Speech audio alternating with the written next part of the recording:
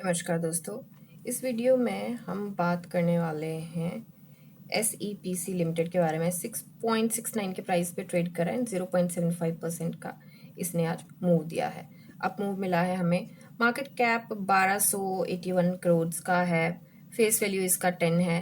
Company में कुछ news आई थी प्रेफरेंशियल इशू को लेके, एंड उसमें बहुत एक की पॉइंट है कि अदर देन कैश। तो वो न्यूज़ डिस्कस करेंगे इसमें, and long term short term में क्या हो सकता है और क्या कहाँ एंट्री बनानी चाहिए, नहीं बनानी चाहिए, होल्ड करना चाहिए, क्या हो सकता है इस स्टॉक को लेके, तो उसके बारे में डिस्कशन करेंगे। तो सबसे पहले तो देखिए, स्टॉक 50 एंड 200 दोनों डीएमए से नीचे ट्रेड कर रहा है। पी रेशियो देखिए 1 के टाइम स्पेन पे तो मीडियन से छोटू सा ही नीचे है, इतनी कोई दिक्कत की बात नहीं है। मतलब इनफैक्ट ये पॉजिटिव है। अभी रिजल्ट के बारे में लेट्स सी, कोई न्यूज़ नहीं है रिजल्ट के बारे में अभी, तो अभी कुछ भी कहना मुश्किल होगा। अब यहाँ पे बात आती है प्रेफरेंशियल इशू की। तो प्रेफरेंशियल इशू को सुनते ही सबसे पहले चलते हैं हम इसकी न्यूज़ पे। तो सबसे पहले दिमाग में आता है कि अगर ये इशू हुआ तो उसमें शेयर डाइल्यूट होंगे, ठीक है। तो देखिए, बोर्ड ने अभी कंसीडर किया, हाँ होगा ये, अगर उन्होंने कंसीडर किया तो होगा ये। अब यहाँ पे इन्होंने बोला है अदर देन कैश। तो अदर देन यहाँ पे लिखा है अदर देन कैश। तो अदर देन कैश का मतलब क्या हुआ? अदर देन कैश का मतलब हुआ कि कंपनी को सीधे सीधे कैश नहीं मिलेगा। इसके बदले में कंपनी किसी पार्टी को शेयर दे सकती है। अ, अ, उसके बदले में डेट सेटलमेंट हो सकती है, एसेट्स हो सकते हैं, बिजनेस ट्रांसफर हो सकता है, या किसी दूसरी नॉन कैश कंसिडरेशन के बदले शेयर दे सकती है। अभी अनाउंसमेंट जो है वो सिर्फ एक प्रपोजल है, ठीक है। अभी सारी टर्म्स, किसको जाएगा किसको नहीं जाएगा, क्या होगा, तो अभी वो सारा कुछ क्लियर नहीं है। अब यहाँ पे आते हैं हम चार्ट पे।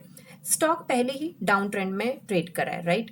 तो अब यहाँ पे इसके गिरने के पहले तो बहुत सारी रीजंस हैं, बट जब से न्यूज़ आई है ये, तब से ये छोटू सा इसमें मूव मिला है इस न्यूज़ को देख के। अब प्रेफरेंशियल इशू सुन के ये तो पता चलता है कि शेयर डाइल्यूट होंगे, तो कई बार ना इसमें पैनिक भी क्रिएट होता है, कई बार फोमो भी क्रिएट होता है कि ओ ये क्या कोई स्ट्रेटेजिक मूव तो नहीं है, हम कहीं रैली से पीछे तो नहीं रह जाएंगे, कुछ ऐसा। हालांकि आज कैंडल हमें रेड मिली है, बट ये इसकी थोड़ी सी ओपनिंग ऊपर रही थी तो उससे नीचे क्लोजिंग रही है। हालांकि हमें मूव 0.75% का ऊपर ही मिला है, ठीक है।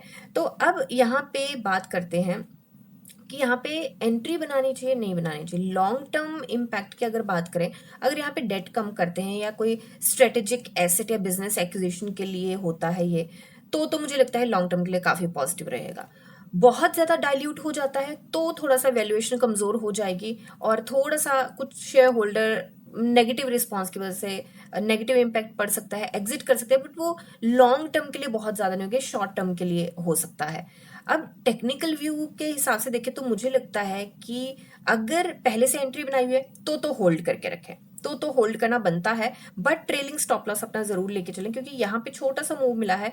अब यहाँ से मूव की उम्मीद कहाँ पे है, यहाँ से या इसके चैनल तक की उम्मीद कर सकते हैं, या रेजिस्टेंस 1 तक की उम्मीद कर सकते हैं। अब यहाँ पे बात करें हर्डल्स की, तो इसके रास्ते में काफी सारे हर्डल्स हैं।